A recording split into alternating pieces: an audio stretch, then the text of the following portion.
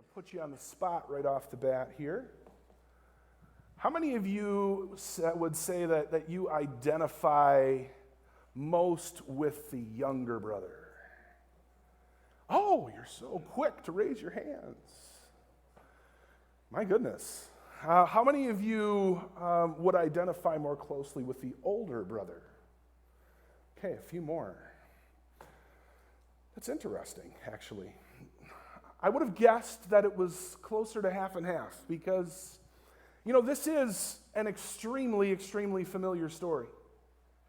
Not only is it a familiar story biblically, if there are stories in the Bible that, greater society would understand and know, it would be, this one would be one of them, right? But, I think it's also a well-known story because it is so familiar.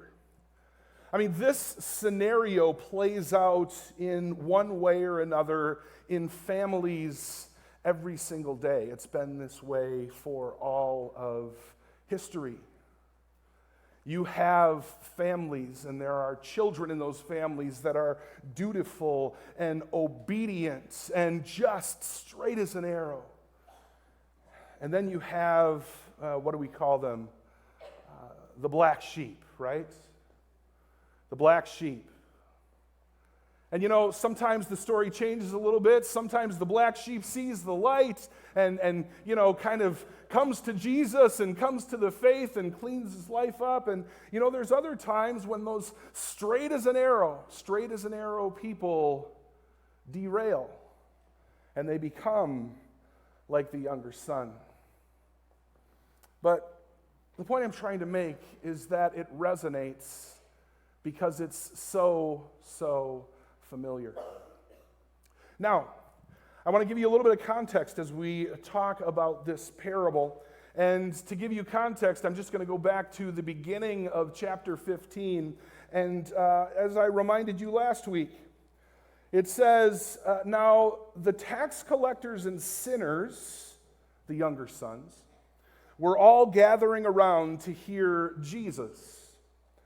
But the Pharisees and the teachers of the law, the older sons, muttered, "This man welcomes sinners and eats with them."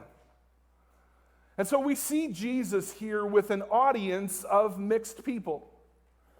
Jesus with an audience of rebellious younger sons that are really not cutting it with regards to religion. And you have part of the group that are definitely older brothers, the obedient ones. As I've said before, the Pharisees, the spiritual religious superheroes of their day.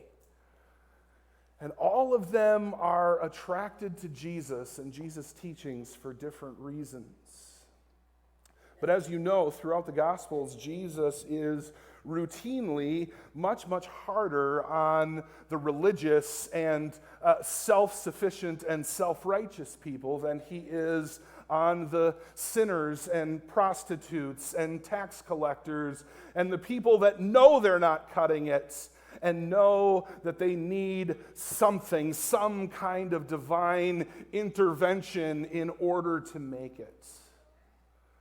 And so this is Jesus' audience, and this is one of the stories that he tells. Now I want you to notice that when he tells this story, he could have told a story about two brothers, right? But he doesn't tell a story about two brothers. He tells a story about two sons. What's the difference? Well, when Jesus labels the older son and the younger son, we understand their status, their position, their identity in relation to the father. The father is the focal point. And so it's two sons. A father had two sons. Why is that important? It's because this story is just as much about the father as it is about the younger son or the older son. So who was this? Who was this father in the story? Well, sticking in the context of the story, we can surmise that this was an important man, a significant man, a man of means and a man of wealth. When we consider the story as a whole, we notice that this man has an estate, and he has a household, and he has livestock, and he has money, and he has likely very much influence in his community. It's an important guy. It's an important guy, and he's got 2 sons. Now, who are these boys? What can we know about them before we dig into the story? Well, we can say this, that upon the father's death, in that time and in that culture, upon the father's death, his estate would have been split between the 2 sons. Now, the elder son, being the elder son, would have received a double portion, which means that the older son would have received 2/3 of the father's estate, and the younger son, being the younger, would have received 1 share, or 1/3 of the father's estate. Now, I say this only for background information, because in this story, there is no lack of resources and of wealth and of blessing in the father's house. So the 2/3, 1/3 might even murky the waters. The point is that both of these children living under this roof had everything that they needed. They were well provided for. But the younger son was not satisfied with his lot in life for whatever reason. For whatever reason. And he went to the father and he said, "Dad, give me my share of the inheritance right now, because I want to go make my own way in life. I want to go be my own person. I want to go realize what my identity is completely apart from you." Now, I should say, this would have been completely unheard of in that society. Completely unheard of. There wasn't even any provision in the law for a situation like this to happen. So the situation was shocking in itself. What's even more shocking is what this younger son was communicating to his father. In essence, this younger son went up to his father and told him to his face, "Dad, I wish you were dead. I wish you were dead so that I could have what you have to give me, what I am entitled to right now." What's a father to do? What would you do in that situation? Well, I can tell you what that culture would have expected. That culture would have expected the father to severely discipline that son. It would have expected the father to perhaps withdraw the inheritance altogether. It would have expected the father to cut the son off, turn him out with nothing. But what happens? What happens? The father acquiesces to the son's request. The father, brokenhearted, insulted, humiliated, still loved his son. And so he gave the son his third. He liquidated a third of his estate, gave his son the money, and the son went away. Another interesting thing is that the son wasn't satisfied just leaving the household.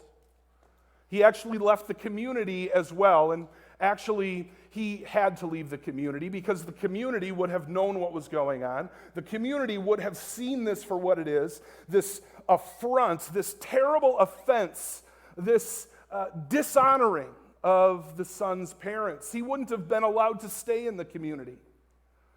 But see, The son wasn't even satisfied with just leaving the community. It says the son left the country altogether. The son went to a foreign land. So from the son's perspective too, he wanted to get as far away from this situation as possible.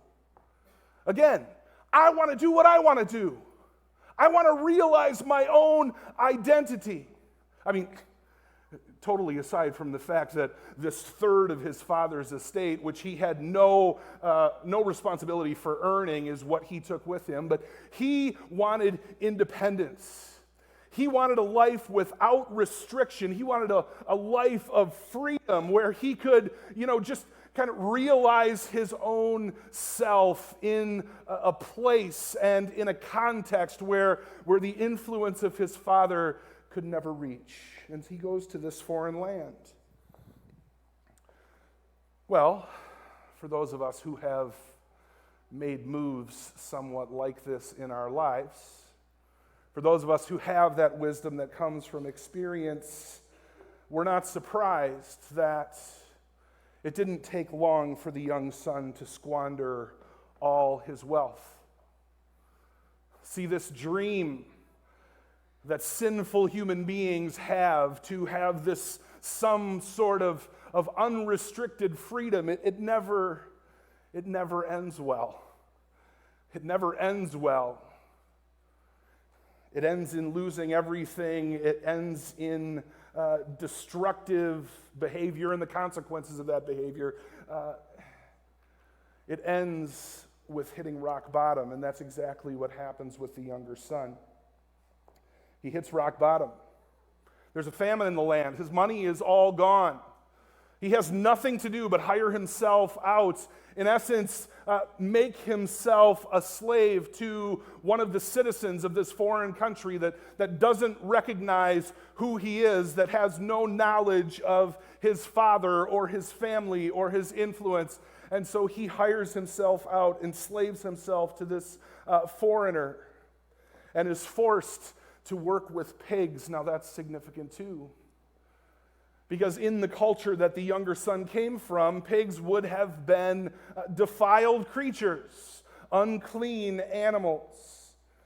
And the son finds himself not only working with these unclean, defiled animals, but the son is longing to eat what the pigs are eating.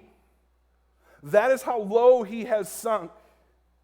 He himself is that defiled, that dirty, that outcast. And he says to himself at rock bottom,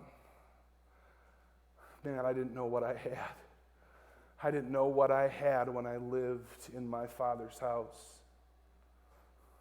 Even the least in that household, the least servant in that household had everything that he or she could possibly need. And here I am fantasizing now, desiring the scraps that the pigs eat. And so he comes up with a plan. He says, you know what? I don't know if it's going to work, but it's the only option that I have. I'm going to go back,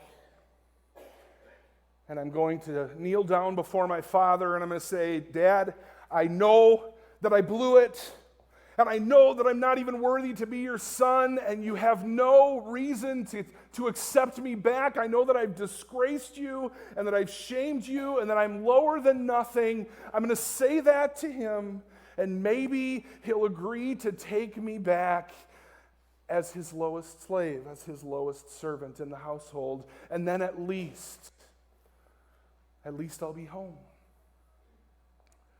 And so, what is it? Verse 20, the first part of it. So he got up and went to his father. That's the turning point in the story for the young son.